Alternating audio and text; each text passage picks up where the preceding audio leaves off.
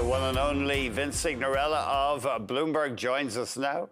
I beg your pardon. First, we've got Stephanie Hughes. Stephanie, how could I skip over you? Stephanie Hughes of Bloomberg. You have some Canadian stocks on your radar, starting with Lightspeed.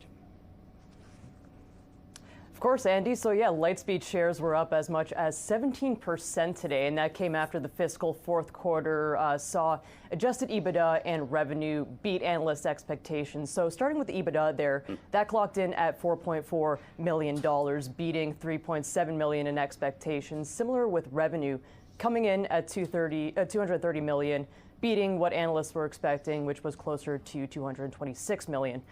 So not only that, management also noted that it was able to achieve full-year positive EBITDA for the first time, Andy. So beyond the numbers, because this detail was particularly interesting this morning, founder Dax De Silva was named as the permanent CEO after taking the helm back from JP Chauvet back in February. And De Silva, he characterized this fiscal fourth quarter as a strong one and said his team was approaching the fiscal new year with a revitalized sense of energy and purpose, so that they would also be focusing on profitable growth and sustainable growth. So that was part of the conversation that analysts and investors were having leading up to this.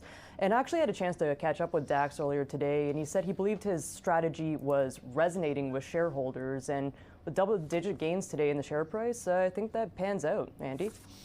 Certainly investors impressed, it seems, at this stage. Canada Goose, this one moving up, although I was surprised. I hadn't realized the stock was down so much over the past year. Still down more than 30%.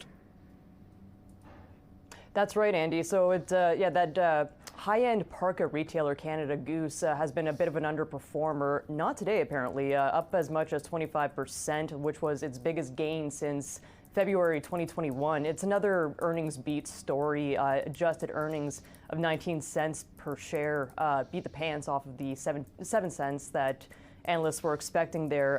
The beat was largely fueled by stronger than expected sales in the U.S. and China, with sales growth rising by 22% from a year earlier. The company also updated its outlook and said it expects while it expects slower revenue, management anticipates that profitability will be higher in fiscal 2025. So this also includes expectations of higher interest rates, inflation, and geopolitical concerns weighing on consumer spending. So a lot of moving parts, but Canada Goose took the win today, Andy.